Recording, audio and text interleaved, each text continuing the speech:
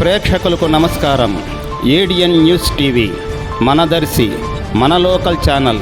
ADN news TV ప్రేక్షకులకు నమస్కారం. వార్తలు చదువుతుంది మీ ప్రసన్నారాం.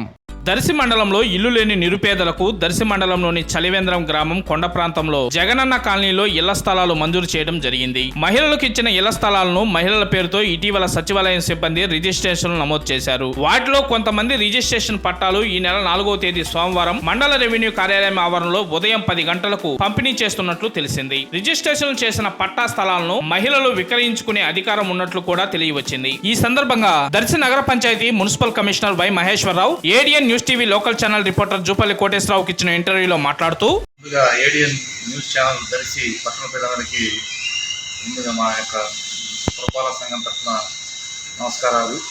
రేపు తహసీల్దార్ కార్యాలయంలో ఉదయం 10 గంటలకు గౌరవమైనటువంటి శ్రీమతి పూచేపల్లి వెంకాయమ్మ గారు, జిల్లా పరిషత్ చైర్మన్, అదేవిధంగా దర్శి మాజీ శాసనసభ్యులు పూచేపల్లి శివప్రసాద్ రెడ్డి గారు మరియు వైసీపీ ఇన్ఛార్జి దర్శి వారి చేతుల మీదుగా జగనన్న లేఅవుట్లో నందు గతంలో మంజూరు చేయబడిన ఇళ్లకు సంబంధించి దస్తావేజు పత్రాల పంపిణీ కార్యక్రమం రేపు ఉదయం సోమవారం అనగా 4/3/2024 ఉదయం 10 గంటలకు తహసీల్దార్ కార్యాలయం దర్శినందు నిర్వహించబడుతున్నది. కావున మంజూరు చేయబడిన లబ్ధిదారులందరూ రేపు పత్రాల స్వీకరణకు హాజరు కావాల్సిందిగా కోరడమైంది. అన్నీ వచ్చేసేసి లేదు, నాకు ఇప్పుడు వచ్చిన పేర్లన్నీ లేట్గా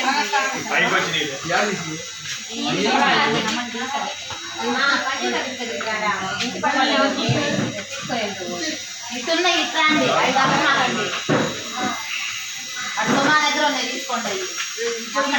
అవి మేము చూడాలి, అవి తీసుకోండి.